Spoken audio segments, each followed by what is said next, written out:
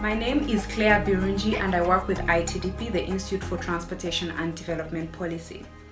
At ITDP, we work to support governments and agencies to design and implement high-quality transport systems and provide policy solutions that make cities more livable and sustainable. Today, I'll quickly take you through a booklet titled Quick Guide to Bus Sector Modernization that was recently launched by ITDP in partnership with People-Oriented Cities, UN Habitat, and the African Development Bank. This guide was really born out of the fact that the status quo of most of our public transport systems in most of our cities is untenable.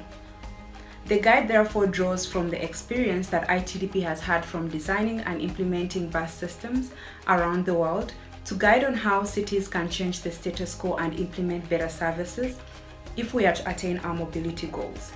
A part of our mobility goals is to have public transport services that are sustainable and environmentally friendly.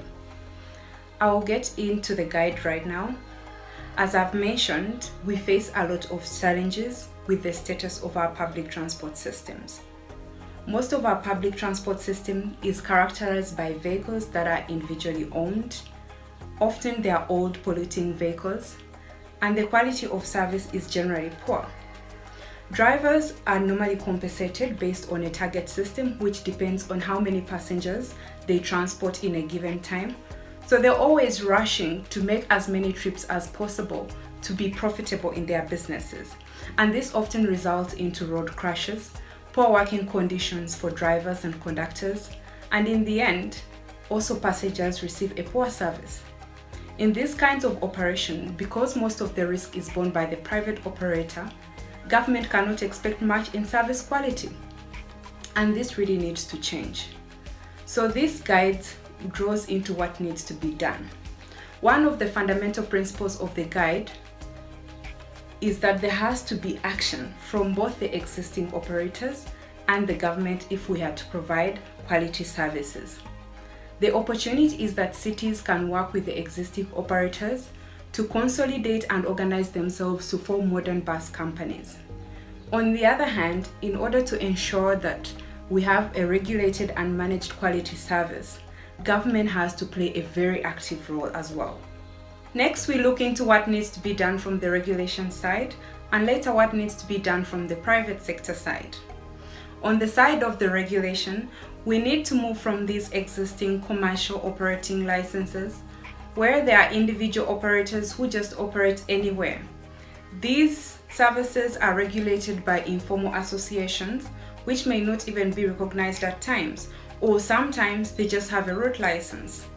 Cities need to move to more formal service contracts, where a bus company has a contract with government. The contract lays out operational standards, the compensation structure for the operators and the workers, and the quality of service to be provided by the operators. So we look into the elements that go into these service contracts. One of the key elements of the service contract is the nature of compensation for the operators. Public transport in most cities is still operating under the net cost contract, where the customer pays the operator a fare. The operator collects all the fare and then pays either a license fee or a parking fee to the authority. Rather, we need to move towards gross cost contracts, where the revenue from the customer fares and any subsidies from the government go towards a trust fund.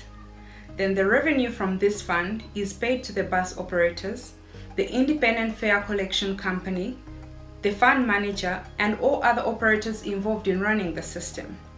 This model provides a transparent and clear way in case the government wants to inject subsidies into the public transport system.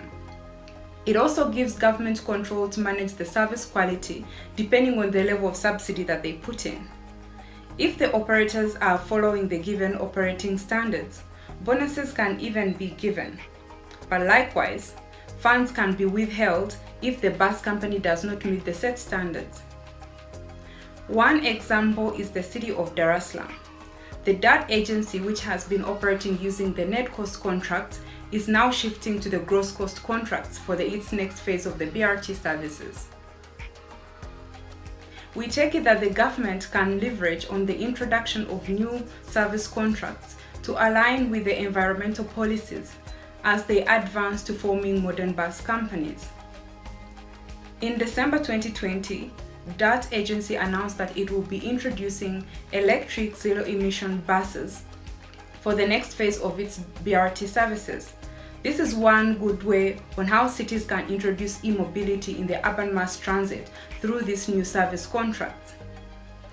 Another important component of the service contracts is to clearly define who is responsible for what elements of the system. The guide recommends that the bus fleet should preferably be bought and owned by the operators. If the government wants set standards to have only e-buses, then private sectors can negotiate with the manufacturers and also have government to support them somehow. But generally, if the private operators own the vehicles, then there is an incentive for them to maintain them even better. Depots, on the other hand, should be owned by government. The operator can provide some removable furnishing and supplies, but the government should retain ownership of these in case of changes in the operators. Their fare collection, it is important that you have an independent fare collection company that is answerable to the government. This makes fare collection more transparent. Also, multiple operators can then use the same fare collection system. Those are the key elements from the regulatory side. The guide then goes into what needs to change from the private sector side. We need to move from these individual owner operators, where vehicles are individually owned by investors, to consolidated operator units. These can take the form of companies, cooperatives, or any other form as long as they're consolidating and we're eliminating individual ownerships. But this will not happen unless there is an incentive for the transition to happen, or there is a motivation for the private sector to even want to participate in the process. Some of the incentives could be that the government wants to introduce cleaner vehicles, perhaps e-vehicles, for its mass transit. So individual operators will need to consolidate to form companies that could purchase the e-vehicles with support from government. It could be that they want to introduce a new BRT, or there is a new service plan to be introduced. This transition process should be transparent. All affected operators need to be identified and a strong leadership formed to guide the transition process. Then government needs to decide on the tendering model, either to have a managed competitive tender or to have a negotiated contract with the existing operators. A competitive tender may have more benefits as it is based on higher quality proposals with lower prices, and the tendering periods are normally shorter. But if the city must go for a negotiated contract, the risks can be mitigated, and the details of these are included in the booklet. So in the end, this process, with improvements from government and the private sector side, we should be able to form modern bus companies. Some of the key qualities of the modern bus company include a centralized ownership of a modern fleet, a reserve fleet for replacement in case of a broken vehicle or a vehicle is in for maintenance. The fleet should be secured in a well-equipped depot. We should have an IT-based control system. The staff need to be salaried, and there needs to be good corporate governance. So as a final note, governments intending to modernize their public transport systems can follow this quick guide. The transition process presents the opportunity for cities to introduce e-mobility through new service contracts. To get this guide, you can download it on our website, africa.itdp.org.